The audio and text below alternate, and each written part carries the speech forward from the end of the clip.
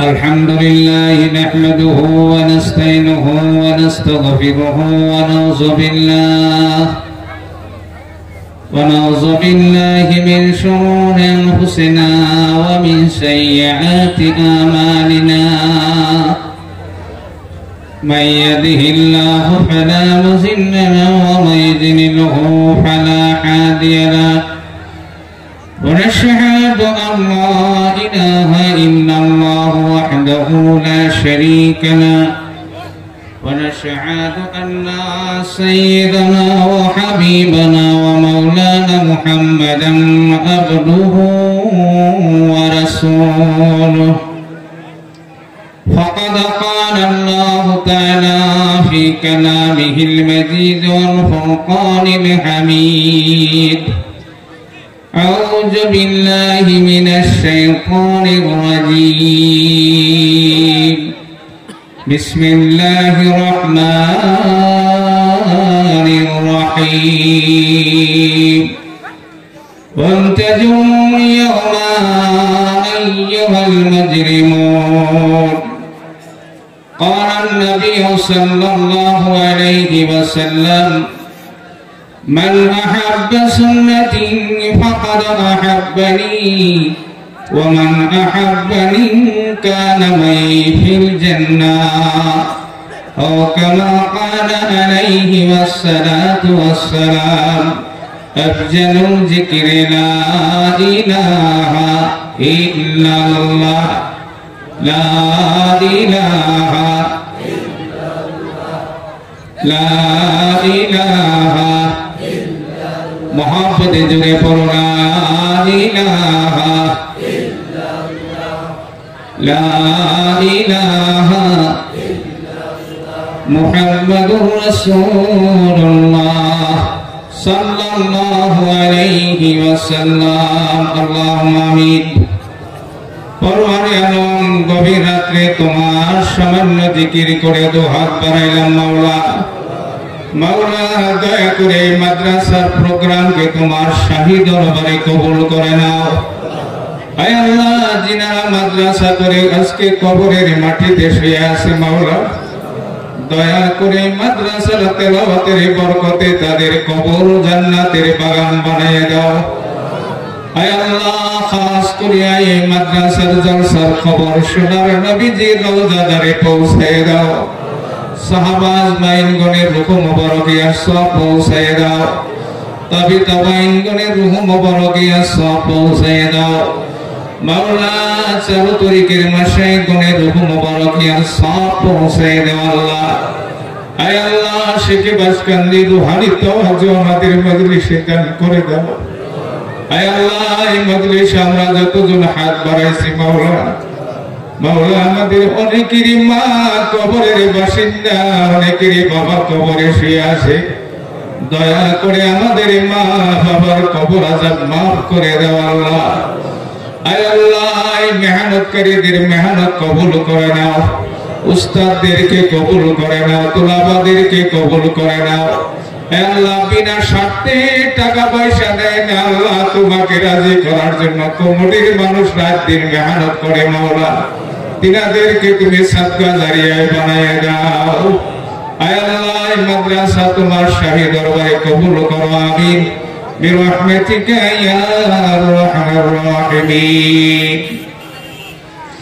আলহামদুলিল্লাহ সম্মানিত আজকে আমার এই মঞ্চে বিশিষ্ট আলিমে দ্বীন হুজুর আজকের এই সভার আমার বড় ভাই সভাপতি সাহেব সম্মানিত উলামায়ে হযরত হাফিজে ইকরাম এই অঞ্চলের মুরব্বিয়ানে ইজাম নওজোয়ান ভাইরা পর্দার আড়ালে থাকা মা ও বোনেরা আল্লাহ পাকের শুকরিয়া যে আল্লাহ আমাদেরকে জালিসুর রহমানে বসার তৌফিক দান করেছেন আমরা অত্যন্ত খুশির সাথে একবার বলি আলহামদুলিল্লাহ নবীজির উপরে মহব্বতে একবার দুরূদ শরীফ পড়ি সাল্লাল্লাহু আলাইহি ওয়াসাল্লাম আরো একবার পড়ি সাল্লাল্লাহু আলাইহি ওয়াসাল্লাম আমার সম্মানিত ভাইরা আপনারা যারা ধর্মসভায় সত্য করে বাড়ির থেকে আসছেন, আপনারা রাস্তায় ঘুরেন, প্যান্ডেলের চতুর্দিকে ঘুরতেছেন, এটা বহুত বড় একটা বেয়াদবি। আমি অনুরোধ করছি নওজোয়ান ভাইদেরকে, আপনারা অনুগ্রহ করে প্যান্ডেলে বসেন, দাঁড়ায় থাকবেন না। একটা আদব সম্পর্কে একটা কথা শোনেন।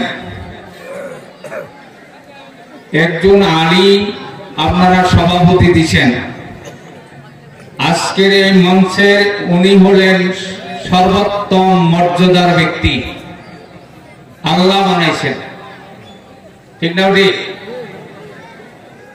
এই মর্যাদার ব্যক্তিদের, নবীর ওয়ারিসদের অবমাননা করাটা কত বড় বেয়াদবি, এই বিষয়ে একটু শুনেন। সম্মানিত ভাইয়েরা, প্রথমে হযরতে আবু বকর সিদ্দিক রাদিয়াল্লাহু তাআলা আনহু একদিন মসজিদে নববীতে একটা পাও তুলে দিছে।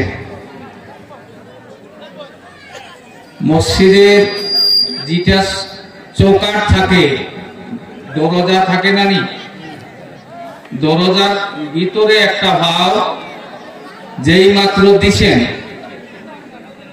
আর ওই গেটের ভিতরে কিছুগুলো গায়ের মুসলিম ইসলাম কবুল করে নাই, নবীজির বয়ানও শুনতেছে, তারাও শুনতেছে। আল্লাহ নবীর বয়ান আবু জেহেল শুনে নাই, কথা কয় না, শুনছে না নি? তো বয়ান শুনতেছেন, নবীজি বললেন বসো, তোমরা বসো। এখানে আবু বকর বলছে, কথা বলুন, আবু বকর সিদ্দিক রাদিয়াল্লাহু তাআলা আনহুকে বলছেন, দাঁড়ানো ব্যক্তিদেরকে বলছে, দাঁড়ায় যারা আছে তারা বসো।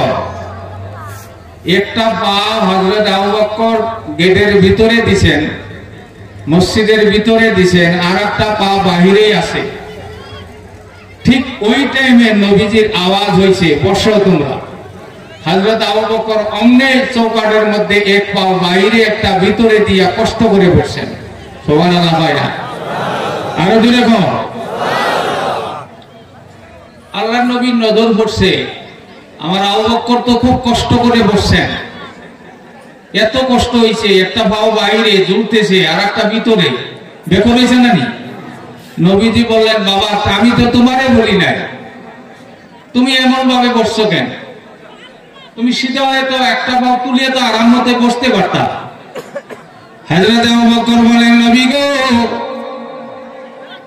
আপনি যখন বলেছেন তুমি বসে যাও, আমার কলিজার সাহসে কুলায় নাই, দ্বিতীয় পাওটা তুললে বেয়াদবি হবে, এই ভয়ে আমি জলদি করে বসে গেছি। আমার বন্ধু আল্লাহর নবী সাল্লাল্লাহু আলাইহি ওয়াসাল্লাম বলে দিলেন, ও পৃথিবীর মানুষ, দেখো আদব কাকে বলে, মান্যতা কাকে বলে, সে দেখো আমার আবু বকরের দিকে অনুসরণ করো। যদি তোমরা আমার আবু বকরের মতো মান্যতা হয়ে যাও, আমি বিশ্ব নবী বলি, তারা আমার আবু বকরের সাথে জান্নাতে যাবা। আমার ভাইরা, তাহলে মানার সিফত আমরা রাখবো তো ইনশাআল্লাহ, রাখবো তো ইনশাআল্লাহ। আল্লাহ আমাদের কবুল করুক, দিলে বলেন আমিন। আর একবার বলেন আমিন। আমার বন্ধু, কয়েকজন নব মুসলিম, নব ইসলাম কবুলকারী কয়েকজন সাহাবা আল্লাহর নবীকে দেখার জন্য কষ্ট করে আসছেন, বহু দূর থেকে হেঁটে হেঁটে নবীজির বাড়িতে আসছেন। নতুন নতুন পীর ধরলে মুরিদটার পীরের উপরে প্রেম ভালোবাসা বাড়ে না, ঠিক না? বিয়া হলেও শ্বশুর বাড়ি যাওয়ার ইচ্ছা হয়, ঠিক না বাড়ি? আল্লাহর নবী দেখার জন্য সাহাবা পাগল। খারাপ না ভালো? এটা দেখাটা ভালো না খারাপ? ভালো। আল্লাহর নবী হযরত আয়েশা রাদিয়াল্লাহু তাআলা আনহা কামরাতে আরাম করতেছে, ঠিক বাহিরে আসিয়া ডাক দিয়ে বলে, নবী গো, আপনাকে দেখার জন্য কলিজা কাঁদবে, আপনি দয়া করে আমাদের সামনে একটু বের হয়ে আসেন আসেন চেহারাটা দেখি। খারাপ না ভালো ভাই? কথাটা ভালো না খারাপ? আল্লাহ সঙ্গে সঙ্গে কোরআনের আয়াত নাযিল করে দিলেন। বন্ধু ও বিশ্বনবী শুনে নিও, আপনি আরাম করতেছেন আর বাহিরে থেকে যারা আপনাকে ডাকতেছে, আমার নজরে আমি আল্লাহ বলতেছি তারা মহাবেদব। এই বেদবদের সাথে আপনি দেখা করতে যাবেন না। ভাইয়েরা আমার, যদি কথা বুঝে থাকি তাহলে এতেই যথেষ্ট হয়েছে নাকি? আরো বলা লাগবো? দেখেন, আমি যখন 89 সনে তকরীরের মাইকের সামনে তকরীর করার জন্য বইছি, ওই সময়ের কথা বলছি, 1989 সনের কথা বলছি, 88-89 এর কথা। সভাপতি তখন যদি কইতেন একটু শর্ট করেন নাকি, মনে হয় যে সভাপতি ধাক্কা দিয়ে ফেলাই দিই। বই সারি নেই, 1 ঘন্টাও যায় নাই, আর আমারে কইব কি সভাপতি দিছে। জোয়ানকালের কথা বলছি। আর এখন যদি সভাপতি কয় হয়তো রাত বহুত হয়েছে, বক্তারা তো ওয়াজ করছে, একটু দোয়া করে দেন, মনে হয় সভাপতির দাড়িতে শোভা লাগে। কথাটা বুঝছেন? ওয়াজ করাটা এখন ইচ্ছায় না, অনিচ্ছাকৃত ভাবে করা লাগে। আমার ভাইয়েরা শোনো, ও বন্ধুগণ, আল্লাহ রাসূল সাল্লাল্লাহু আলাইহি ওয়াসাল্লাম বলেন, মাজালিসুল উলামা কামাজালিসুল আম্বিয়া। জোরে বলো সুবহানাল্লাহ। আরো জোরে বলো সুবহানাল্লাহ। নবীজি জানান, যেমন কি আমার আলিমের মজলিসের মধ্যে বসলো, আমি বিশ্ব নবী বলি তারা যেন আমার সামনে বসলো। এখন নবী আছে আমাদের কাছে? নবীজি আছেন? নবী নাই, নবীর ওয়ারিস পাইছি, মায়া করিয়া বসা দরকার। উলামাদের চেহারার দিকে তাকাইয়ে বসলে, কোন বুজুর্গ আলিমের চেহারার দিকে তাকাইলে জীবনের সগীরা গুনাহ আল্লাহ মাফ করিয়া দেয়। এদেশের নওজোয়ান ভাইয়েরা, বাজার ছেড়ে দাও, জলদি করে বাজার ছেড়ে দাও। জীবনে অনেক দিন বাজার করতে পারবা, এখন আখিরাতের বাজারে লিস্ট শুরু হয়েছে। এই জায়গা তো যদি না বসতে পারো, তোমার মতন মুসলমান পুরাতনকালী মুসলমান।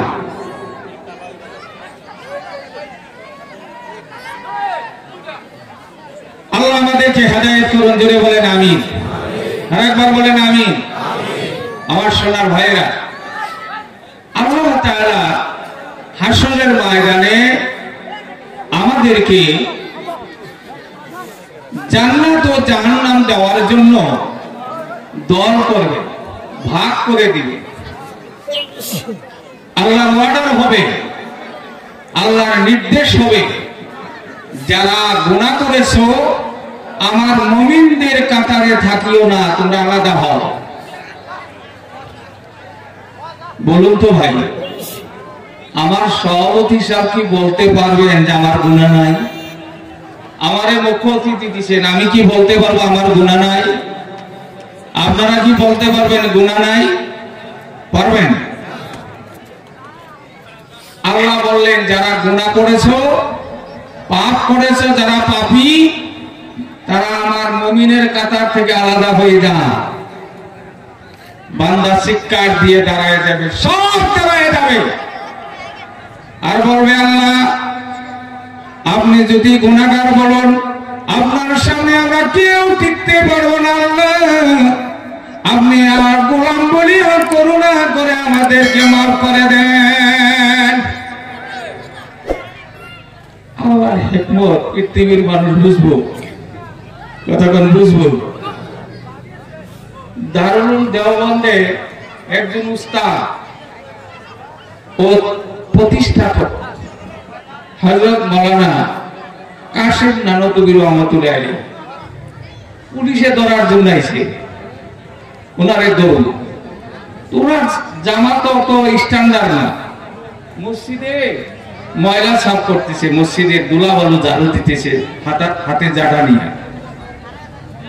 চিনেন? তো পুলিশ জিজ্ঞাসা করছে, ভাই মৌলানা আবুল কাশেম কে চিনেন আপনি? এখন তুমি টের হয়েছে আমার তো ধরার জন্য আইছে, ধরলে তো ফাঁসি দিব, বাঁচা লাগবে না। আমাদের দেশের কিছু মুসলমান বলে জান বাঁচানোর টাইমে মিছা কথা কওয়া ফরজ, কয় না নি? কয় না নি? ওনার জান বাঁচানোর দরকার হয়েছে না নি? উনি বললেন, হ্যাঁ আমি চিনি। মিছা কইছে না চাচা? সত্য বলছে না মিথ্যা? পুলিশে বলছে, যদি চিনেন ওনাকে দেখেছেন? যে হ্যাঁ দেখেছি। তা আপনি জানেন কোথায় আছে? যে হ্যাঁ তাও জানেন। তো দয়া করে বলুন এখন কোথায় আছে? তখন উনি খাড়া হইছে, খাড়া হইয়া যে জায়গায় প্রশ্ন করতেছে ওখান থেকে 2 কদম সরছে, সরে বললেন যে আমি তো অল্প আগেই এই জায়গাতে ওনাকে দেখছিলাম, অল্প আগে দেখছি, এই জায়গায় ছিল। এখন কোথায় আছে আপনারা দেখে নেন, খুঁজে নেন। সুবহানাল্লাহ আসে না? আল্লাহর ওলি কাকে বলে? এই একটা পেঁচ লাগাইছে, পুলিশের ক্ষমতা নাই আর ধরব। পুলিশ ভাবতেছে এটা তো ঘর জাদু দেওয়া একটা আলোক, এত বড় নাম করা আলিম, ইনি কি আর ঘর জাদু দিবনি? বাহিরে গেছে কি জানি, তালাশ করো, দোকান পরে খুঁজো। উনি ওখান থেকে সরছে, দোকানের মধ্যে যায় জিজ্ঞাসা করে, মৌলানা আবুল কাশেম আসছেন এখানে? দোকানদার হাসে আর কয়, কি পাগল রে, এতক্ষণ যার সাথে কথা বললেন উনি তো মৌলানা। পুলিশ বলতেছে, বাপরে বাপ, পৃথিবীতে মানুষ চতুর দেখছি, আলিমের মতন কাইয়া চালাক দেখি নাই। এত চতুরের চতুর, কি ক্যাপাসিটির কথা বললো আমরা ধরতে পারি নাই। সঙ্গে যে পুলিশ কমান্ডেন্ট আছে উনি বলতেছেন, সাবধান, এমন বাক্য বলো না যে লোকটার ফাঁসির অর্ডার হয়ে গেছে। জান দেওয়ার টাইম ওই একটা মিথ্যা কথা যে মুসলমান বলে না, আমার চাকরি থাকলেও না থাকলেও আমি সেই মুসলমানের হাত ধরে কলেমা পড়ে নিব। ভাইরা আমার, তাহলে মানুষের পেঁয়াজ আমাদের ধরাটা আল্লাহর পেঁয়াজ ধরা জটিল হবে না? জটিল হবে না? না আমার ভাষা বোঝা যায় ইনশাআল্লাহ? আমার বন্ধুগণ, আল্লাহ ডাক দিয়া বললেন, আমতাজুল ইয়াউমা আইয়ুহাল মুজরিমুন, ও পাপীরা আমার মুমিনের কাতার থেকে আলাদা হয়ে যাও। আজকে আমার সভাপতি সাহেব যদি খালি ইশারায় কয়, যারা এশার নামাজ পড়েন নাই তারা একটু উঠেন তো দেখি, এই সাইডে আসেন, কেউ উঠবো? মাথা মতো থাকো না, শোনার বলবো আরেকজনের ধাক্কায়, ওই স্যার কি কর? হ্যাঁ হ্যাঁ কোন কে এশার নামাজ পড়ছে? আমার ভাই সারাদিন না, আজকে কি বকরের দিন গেল, কথায় আমি গুরুত্ব দিবার পারিনি, আমি নানান টেনশনে আছি। যেতই মক্কর করেন আল্লাহর কাছে ধরা পড়া লাগবে না? কথা বলেন, ধরা পড়া লাগবে না? আল্লাহ ডাক দেয়া কয়, বান্দা তোমাদের উপরে আরো একটা প্রশ্ন করতেছি, তোমরা কি আমার ইবাদত করেছো? কম বেশি করছি না? নাই হা বা না কম করছি না? না 5 ওয়াক্ত যদি নাও পড়ি, জুমার নামাজটা তো পড়ি আমরা মুসলমান, ঠিক না? তাও যদি মাঝে মাঝে কাজা যায়, ঈদের নামাজ আমাদের তো কাজা যায় না, ঠিক না? আল্লাহর বান্দা বলতেছেন, আল্লাহ ইবাদত অবশ্যই করেছি, কমা বেশি করেছি। আল্লাহ বলে, বান্দারে সত্য করে বলো, নিশ্চয় তোমরা আমার জান্নাতের আশায় ইবাদত করেছো? কি করবেন? হ্যাঁ বা না? না করবেন? হ্যাঁ করবেন। আল্লাহ এই টাইমে ফেরেশতাদেরকে বলবে, ও ফেরেশতা মণ্ডলী, এই সকল বান্দাদের মধ্যে যারা আমার জান্নাতের জন্য দুনিয়ায় পাগল ছিল রে, এদের আমার জান্নাতটা দয়া করে দেখায় দাও, জান্নাত দেখানোর জন্য নিয়ে যাও। যাবেন ইনশাআল্লাহ? যাবেন ইনশাআল্লাহ? ওর মতো আমরা কে কে যাবেন? হাত তুলো না, হাত তুলো, যাবো না ইনশাআল্লাহ? মাশাআল্লাহ, সাহস আছে। প্যারান্টি গোল খাইলে, বিরাট প্যারান্টি গোল খাইলে। একটু পরে বলতেছি,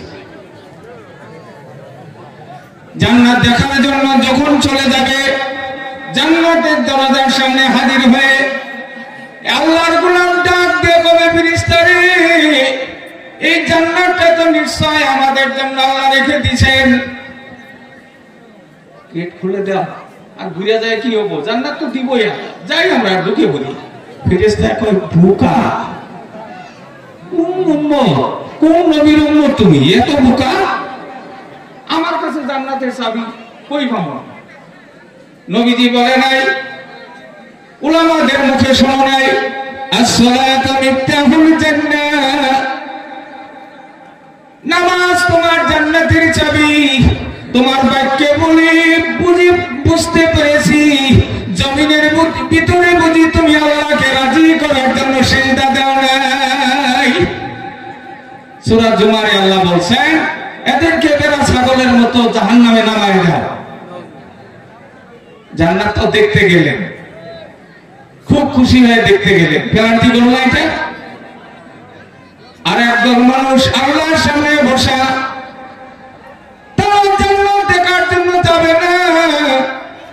আল্লাহ ডাক দেয়া কয়, গোলাম রে, কেন যাও না? সবাই তোমার জান্নাতের পাগল দেখার জন্য গেল। আল্লাহর গোলাম কান্দে কয়, ও মালিক, জমিনের ভিতরে নাম শুনেছি তুমি আমার রব, তুমি আমার সৃষ্টিকর্তা, তুমি আমার মালিক, জীবনও তোমার দেখি নাই। এখন তোমার সামনে আমরা কেমন করে সরে যাই? তোমার চেহারা থেকে পৃথিবীর কোন স্বাদ লাগে না। তোমার জান্নাত পাওয়ার জন্য আমরা ইবাদত করি নাই। তুমি একবার খালি মায়া করে কও, গোলাম, তোর গোলামি আমার পছন্দ হয়েছে, এইটুক সার্টিফিকেট চাই, আর কিচ্ছু চাই না। সুবহানাল্লাহ হয় না? আরেকবার আল্লাহ ডাক দেয়া কও, ফেরেশতারা, আমার উদ্দেশ্য ছিল মুমিনদেরকে জান্নাত দেওয়া। এরাই আমার প্রকৃতিক মুমিন। কোন মুফতি সাহেবকে দেখানোর জন্য সিজদা দেয় নাই, কোন মাওলানা সাহেবকে খুশি করার জন্য নামাজে যায় নাই, দানি সাহেবকে খুশি করার জন্য নামাজ পড়ে নাই, পীর সাহেবকে খুশি করার জন্য নামাজ পড়ে নাই। একমাত্র কলিজার মধ্যে আমার ভয় নিয়ে গোলামি করেছে। আমি আল্লাহ পুরস্কার ঘোষণা করেছি, যারা আমার ইবাদত করবে আমি আল্লাহ তাদের কিনে নিব আমার জান্নাত দিয়া। আমার ভাইরা, তাহলে আমরা নামাজ পড়বো তো ইনশাআল্লাহ? পড়বো তো ইনশাআল্লাহ? এই নামাজটা কারো হয়ে না, কার হয়ে? আমার কবরের ভিতরে আমার একা থাকতে হবে, মিজানে আমার হাত পাও কথা বলবে না, আমার সহায় করবে না, কোন মিনিস্টার সেখানে সহায় করবে না, গ্রামের দেওয়ানিও সেখানে থাকবে না, আমি উকিল করলে উকিলও আমাকে ওকালতি সেখানে করতে পারবে না। একমাত্র তোমার আমার দিলের আমল আমাকে পার করে নিবে। আমার বন্ধুগণ, তাহলে দয়া করিয়া আজকের থেকে অন্তরের মধ্যে থেকে গায়রুল্লাহ সরাই, খালিস অন্তর নিয়া, কবুল হোক না হোক ওটা না, আমি আল্লাহর গোলাম, তো আল্লাহ আমারে বলছে তুমি 5 বার মাথা লাগাবা। এখন কিভাবে সিজদা দিলাম, কিভাবে রুকু করলাম, এটা আমার আল্লাহ পছন্দ করার মালিক। আমার গোলামিতে আমি করলাম, কবুল করার মালিক কে? কবুল করার মালিক কে? আমার বন্ধু, এই ধ্যানে যদি তৈরি হয়ে যায়, আল্লাহ বলছেন আমি তাদের কিনে নিব আমার জান্নাত দিয়া। আমরা আজকে দিলে প্রাণে আল্লাহর কাছে বিক্রি হয়ে যায়, দুনিয়ার কোন লোকে না, একমাত্র আল্লাহর গোলাম, আল্লাহর গোলামি করব ইনশাআল্লাহ। জোরে বলি ইনশাআল্লাহ। আর একবার কই ইনশাআল্লাহ। নজওয়ান ভাইরা ভয় পাইতেছে যে হুজুর তাহলে নামাজ পড়াবই দেখি, হয় না? কিছু তো জানি না, নামাজে গেলে কিছু তহবিল লাগে, তো লাগে না? ছোরা লাগবে, আত্মাইয়ত লাগবে, দরুদ শরীফ লাগবে, লাগবে না? এগুলো তো আমার জানা নাই। নামাজ হবো না পড়িয়া, নামাজ পড়লে নামাজ হবো?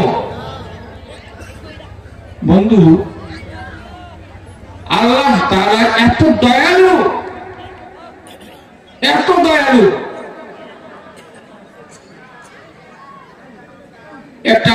ঘটনা আসছে, এক সাহাবী নবীজির সামনে দৌড়ায় গেছেন, হুজুর আমি একটা বস্তু নিয়ে আসি দেখেন। নবীজি বলে, তোমার হাতে ওটা দেখি পাখির বাচ্চা। তুমি একটা জ্ঞানী সাহাবী, পাখির বাচ্চা ধরছো কেটে দাও, ছেড়ে দাও।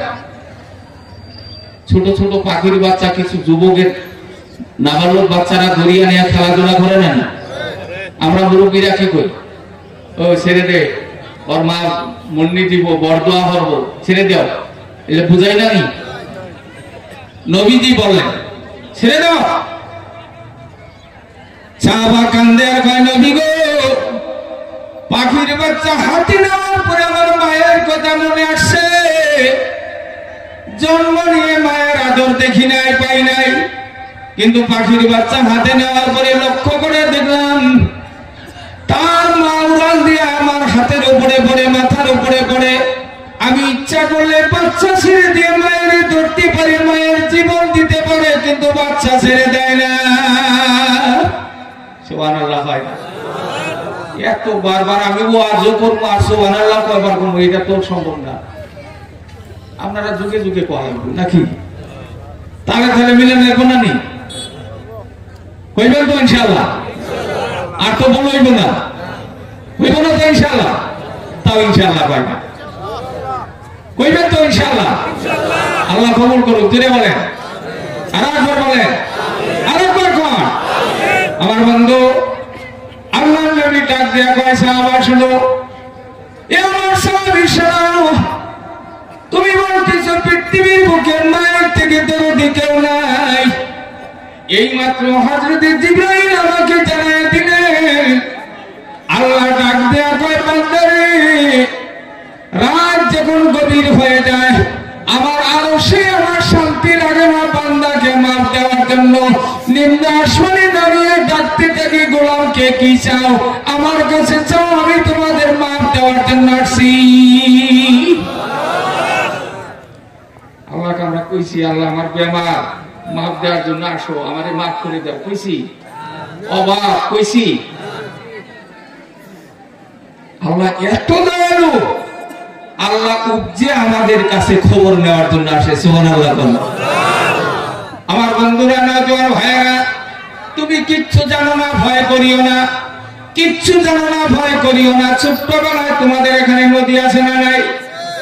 নদীতে কিন্তু কয়ে দেয়, বাবা নদীর নামবি না, দাগ নদী, পাশে যাবি, মরবি।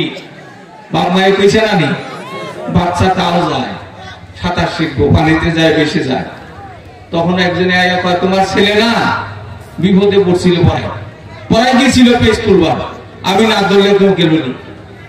মায়ে তখন কি করে? মারার জন্য দাবড়া দাবড়ি করে, কেন গেছিস পানি? তোরে না করছি না?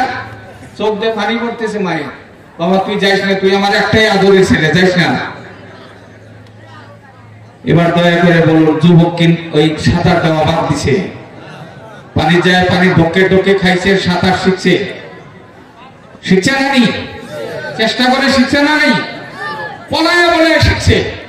আমার বন্ধুগণ, দয়া করে শোনো, ও নওজোয়ান ভাইয়েরা, তোমাদেরকে লক্ষ্য করে বলতেছি, তুমি কিচ্ছু জানো না ঠিক। মসজিদে যখন তুমি আল্লাহু আকবার কয়ে দু হাত উত্তোলন করো, এটার মধ্যে ভুল হয়? হাত তোলার টাইমে কি কই আমরা? যুবকরা হয় না? এই দেশের যুবকদের কোন ভয়? জুড়ে বলো না, এতটুকু আওয়াজ, আরো জোরে, আরো একবার। এটা শুনে মুসলমানের আওয়াজ। আল্লাহু আকবার বলো। 4 রাকাত নামাজের মধ্যে নিম্নতম 28 বার আল্লাহু আকবার বলে ফেললাম।